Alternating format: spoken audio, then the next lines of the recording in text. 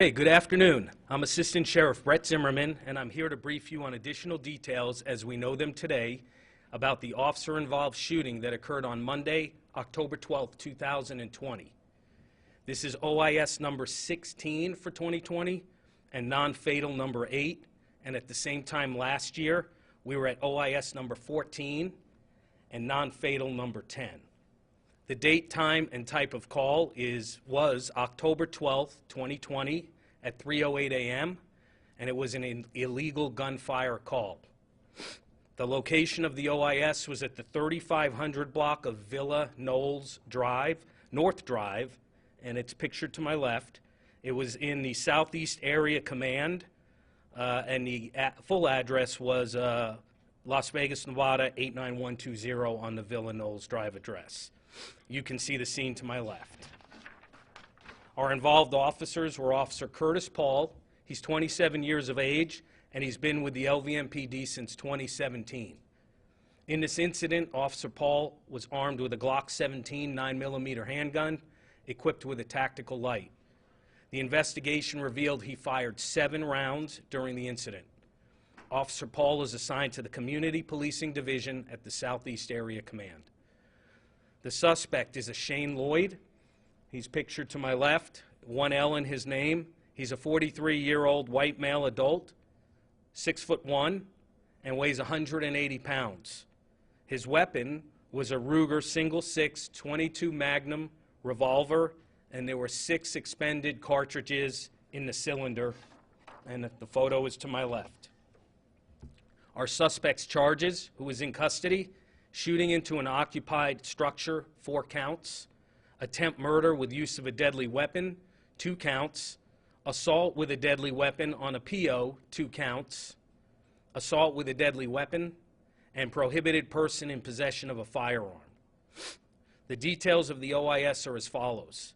On Monday, October 12, 2020, at 3:08 a.m., patrol officers responded to the 3500 block of Villa Knowles North Drive to investigate a report of gunfire.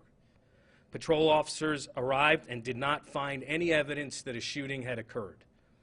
During the investigation, the officers contacted a citizen who had an unserved temporary protective order, what we call a TPO for short. As officers were standing in front of the patrol vehicle finishing up paperwork, the suspect, later identified as Shane Lloyd, approached them from behind and fired 3 rounds in their direction. Officer Paul turned around and returned fire at Lloyd. Lloyd fled, and as he was running away, he fired backwards towards the officers, as the officers ran towards the threat and the gunfire. Officer Paul returned fire again and then took cover. Lloyd continued running, and the officers then lost sight of him. Additional units arrived and established a perimeter. However, Lloyd was not located at that time. During the search, officers located Lloyd's weapon and clothing in a dumpster behind a nearby business. Lloyd was apprehended that day by a South Central Area Command patrol officer who worked closely with the Area Command units at the Southeast Area Command, exhausting all leads and looking to find where Lloyd was staying. At this time, I will now show you the body-worn camera footage. All right. Do you have any questions, man? No. I haven't seen her over 4 years. Just like both my mom. Yeah. So just call that number tomorrow and say, hey, unfortunately this is it.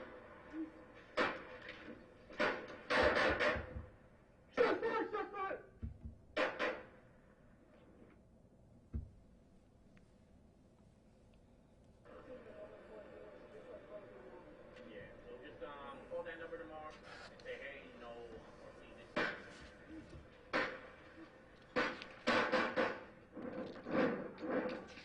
Shot fire! Shot fire!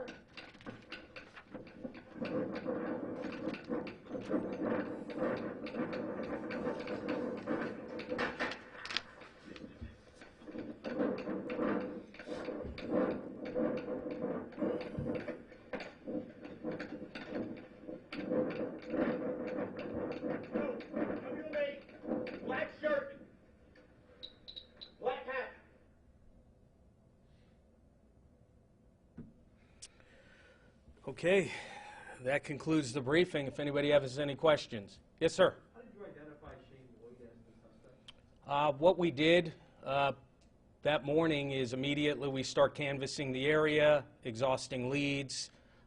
We saturate. We were able to speak to some homeless individuals in that area who had known the suspect's description and known he was a problem in the area. He also had a social media account, and through investigation we were able to identify him as that individual according to his nickname and some other factors, but we were able to do that pretty quickly. Was his gun registered at all? From the briefing I got, it was not registered locally, and it shows dating way back to Texas, but it's not reported stolen. Is the suspect related to the first shooting that you received the call? That we do not know. The suspect actually confessed to this incident, but also he did not associate himself with that first shooting of the gunfire that we had. Did he give any kind of reason or motivation for why he fired at officers? We don't really know that. Usually after the fact, when we interview them, the story changes, but he didn't give any information as to why he fired at us. This wasn't like a, do you believe it was a targeted thing that he was targeting police officers? Judging from that area and judging from one way in and one way out, and if you're familiar with that area, you can see everything in that complex from Tropicana. You know, I would have to say that he was aware that police officers were in that community at that time when he was firing those rounds. With what's been going on across the country involving police, reaction to police, do you get heightened alerts or heightened awareness when things like this happen? Yes, you know, our training and tactics are second to none in the country. We teach our officers and train our officers very well, as you can see from this body-worn camera video. Shots are fired at them, they immediately react, they return fire, they take cover, they're able to chase. But yeah, you know, with what's going on around the country, we're out there to protect the public. You know, there was also a citizen out there that we were speaking with, and you know, they get gunfire towards them, so they run towards that gunfire like the heroes that they are, and still do their jobs on a daily basis. But yeah, you know, we train every day, and we feel we're ready for situations like this. You know, if it is proven that it was actual ambush. Is this one of those things that you, as police officers, talk about, though? When an incident like this happens, is that something that's going to be top of mind afterward? Yes, not only does this video or press conference go to the media and to the public, but we do an awareness report immediately when an incident like this occurs, such as Monday morning when it occurred. They actually then see the exact press briefing that you see, and then there's also a discussion about it within our briefings as to what occurred. Within a week, too, there's a training process which we call CERT, in which we look at the tactics that are utilized not only by our officers, but that tactics are utilized against us by suspects on how we can improve every day and in how we can protect the public, do our job safely, and keep everybody safe within the community. Okay, thank you for your time.